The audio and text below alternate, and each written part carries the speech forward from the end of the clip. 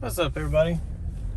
Today, working on a 2014 GMC Sierra with a customer complaint of a check engine light, and when it comes on, it starts misfiring like crazy until you cycle the key and start going again.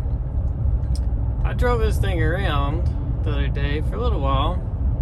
Was never able to duplicate it. It had some codes in it, but I wasn't able to duplicate it. And as you can see, right now we're driving along and no codes. What I found is you have to full throttle this sucker, and there we go. Full throttle. There's the code. The injector circuit code there starts first, and now, as you can see, we've got a flashing check engine light. And sure enough, if I turn the truck off, I can start driving it again until we do a full throttle pull with it. So this kind of interesting one. I have a feeling that I know what's wrong with it. Just kind of by looking over it. But we're still gonna, I feel like this is gonna be a good diag. So we're still gonna diag it before I just start taking stuff apart, because I have a pretty good idea where I'm gonna find something wrong with it. So let's get back to the shop. We're gonna put a scope on it, drive it again, and see if the scope shows what I think it's going to show. So our code that we have is this 2147 cylinder 1 injector high control circuit low voltage. And there's also a little chart here, kind of helps determine what's going on. That would set the code. So our 2147 is there, high control cylinder 1, and it says possibly a short ground. So if we look here at our wiring diagram for fuel injector 1, our high control side is this side. This would be our low control, which is switching to ground. This one right here, what this little switching stuff is representing is there's a boost capacitor in here that has to switch on to send 65 volts to this thing to get it opened. And then once this is open, this drops down to just a 12 volt feed. So the ECM is saying our issue is on this circuit here. So what I've got going on the vehicle is I'm back probed here and here, and I also have an amp clamp on the wire here. What I want to see is, do I get my 65 volts all the time except for when the code sets? How's my 12 volt feed look? Is my ground switching correctly? I also want to see what kind of amperage we're drawing, and then I want to make it fault out to see what happens with this circuit. Okay, so our high control side, which is what we're saying code for, is a brown and white pin 72. And the purpose of the amp clamp is to do two things. Do I have good amperage on this injector? And two is, if my fault is on this side of the circuit, anywhere on this side of the circuit, I'll see it on my amp clamp. But if my fault is internal to the PCM, my amp clamp's not going to pick that up. So it's going to determine, is my fault inside the ECM or outside? Because even though I'm back probed here, I might not really be able to know exactly what's going on to the circuit. This might go to ground whenever my fault sets. But that doesn't mean that this is sending power out. If I don't send power out, this might just go to ground. Like it might just read as ground or show up as ground on a scope. but the amp clamp's going to pick up if there's current flowing through here. And what I'll be looking for is, so the injector is going to pull a set amount of current when it gets switched on. So I'm going to see that amp clamp have a spike, but if this circuit is shorted out at all, I'm probably going to see this spike be higher. It's going to shoot up, and it's going to be out of time, out of sequence with when this is happening. So it's all about relationships and the timing of everything. So I want to see all three things. So the PCM or ECM in this one, it's usually down here on this bracket. I just took it loose and put it up here. That way I could get my wires back probed good and get my amp clamp on here. And this ain't gonna go anywhere for a test drive. So, but that's kind of what I'm watching.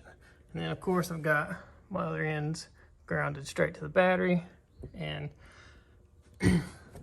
we're just gonna monitor our two wires with the volts, and then monitor the current to determine if our fault is on the wiring harness or engine side, or if our amperage goes away when the fault occurs, meaning our problem is inside the ECM there. Okay, so I took and re-cleared the codes.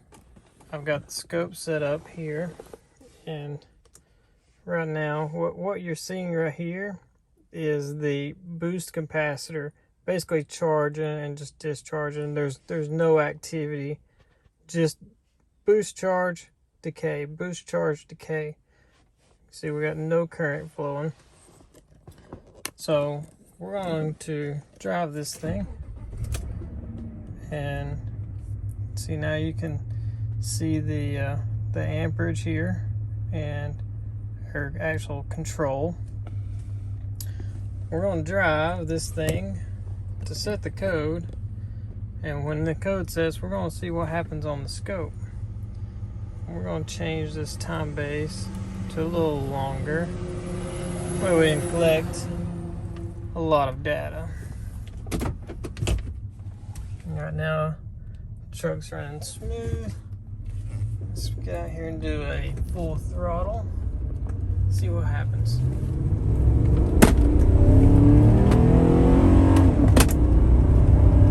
There is the code set.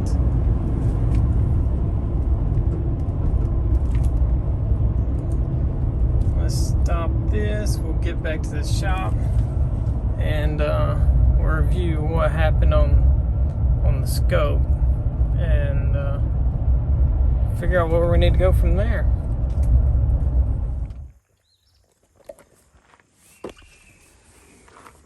Okay, so I'm going to explain why we're looking at our two wires for injector one. We're seeing something that would look like an injection event, but it's not the actual injection event for cylinder number one. What we're seeing is, in these ECMs, they don't have a charge up capacitor for each individual cylinder. They're in groups. So number one happens to share a boost capacitor with cylinder 3. So what we're actually seeing is the charge up voltage for a number 3 firing event that we're just kind of seeing loop through number 1 too, but it's not. Number 1 injector doesn't have that ground control side, so it's not doing anything. And to kind of make that understand a little better, I'm going to just show you on the scope. And so on my wiring diagram, I've got channel 1 and channel 2. Channel 1 is in pin 52, and channel 2 is in pin 49. So the ground control for number 1 injector and ground control for number 3 injector. And what we're going to see is when we first turn the key on, we're going to see that build-up boost, and they're going to match. Okay, so key on, and I've got my trigger set just a little too high. There we go. You can kind of see this capacitor just kind of boosting. You see how they're identical on both. When we crank it, you're going to see them change. Okay. So now you can see this one here has the pintle movement. Let's go a little bit closer on our time base here. So you can see how we've got our pintle movement here, and this side is nothing. This side is just the boost capacitor and the voltage switching. So here we're actually looking at the voltage side of injector number 1, and then the ground control side of injector number 1. And if we go back out over here, you're gonna see right the opposite.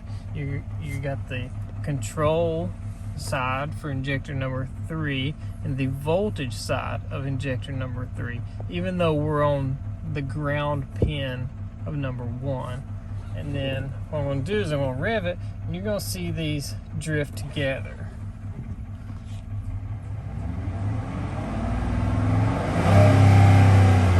Okay, and then that's a fuel cut. So there we go. So hopefully this kind of explains a little better about what's going on in the other waveforms. Okay, so here we have our injector at idle. This is from our test drive. And we're just going to zoom in right here. Look at this. This is at idle. Okay, so keep in mind this is actually injector number 3. This is all injector number 3. We're seeing that boost capacitor basically feeding for 3, but it's going through 1 as well. But since 1 doesn't have a ground command on our channel 2 here, that injector is not really doing anything. Okay, and over here we actually have our injection event. So let's look at this a little closer. This is number 3. So you see how these basically mirror each other, basically the same. This is, like I say, the boost capacitor and voltage feed for injector number 3, which is shared with injector number 1. Okay, it's shared with injector number 1. So let's get over here to our actual firing event. That's be easier. Just zoom out and zoom back in. Okay, so right here we've got number 3 and then number 1. So let's look at our number 1. What's happening here? So this is at idle when everything is correct and good. Let's change these voltages and stuff. Okay, so we have our amp current, our current ramp. We have our boost voltage and our command to ground. So this gets our pintle opening, and then this section here is just to regulate it and keep it open. So as you can see, our current drops, and then this right here is just a pulse width basically to keep the injector open. So at idle we don't need a whole lot of fuel, so we're not really worried about keeping it open that long and stuff. And this right here is our closing, and then our little pintle bump right there. So this is our actual injector firing at idle. So if we go up a couple screens, what we're going to see is these injection events drift closer. So here we're still, this is number 3, and This is number 1. So this is the one we're worried about. Okay. And as we get higher RPMs, that timing is going to get closer and closer. So as you see right here, these are getting closer. Let's go out here to where we have our fault. Okay. So, like I said, this is going to have our number 3. This is number 3. This side is number 1. This is number 1. You see these injection firing events, the RPMs are so high that they're basically on top of each other. There's just one and then the other. And if we go back just a few screens, you can kind of see we get a little time there. Go back a couple more screens, get a little more time. So you see how as our RPMs increase, this gets a lot closer. And this is our fault right here. This is where we had our issue. So as you can see, we had a number 3 fire event and a number 1. And then on this one, we had our number 3, but we had no number 1. We had nothing commanded or anything for number 1. All we have is it's like a 5 volt kind of rest voltage. Yeah. So seeing that we have a 5 volt rest, that means I'm still connected to the computer. But the computer did not switch those drivers on. It didn't even command the boost capacitor. So this leads me to believe the fault is the ECM itself. If this was a short to ground, we should see this wire being pulled to ground or this wire being pulled to ground. And we should still try to see some computer control on the other side of it. I mean, unless this side was the one that was shorted to ground. If this got pulled to ground, yeah, we would see the same thing happen over here. But we're not seeing a short to ground because we still have this kind of 5 volt bias kind of voltage sitting here. We just have no computer command. Go the next fire event over is here and missing. And then it's missing. There's one missing. So we just lose it. It's like it's just breaking down and not working. So I'm pretty confident in calling an ECM fault, which is not what I expected to see. Okay, got a brand new module. Here we go. Gonna be doing the SPS programming here. Doing replace and reprogram. And we'll get this thing going again.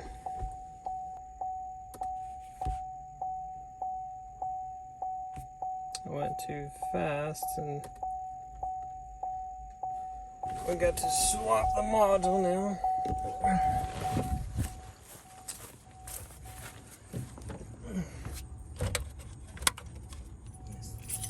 Alright. Got the key turned off. So you have to get SPS to pull the VIN and info. This makes it the easiest way to do it. And then when you go to select your controller, you just turn the key off, swap your controller.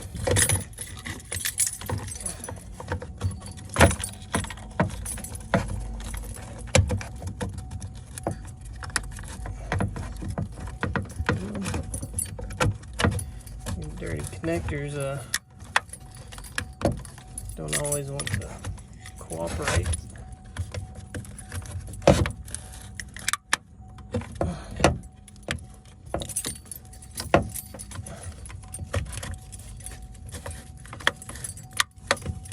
Okay.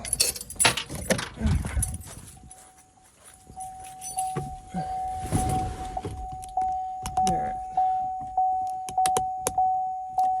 So, key back on.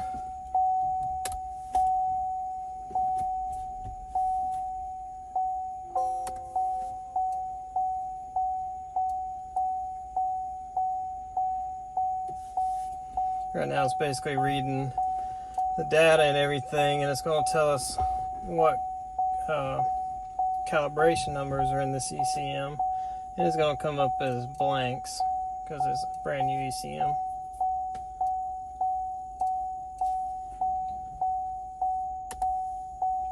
See, unrecognized calibration, that's normal for a brand new one.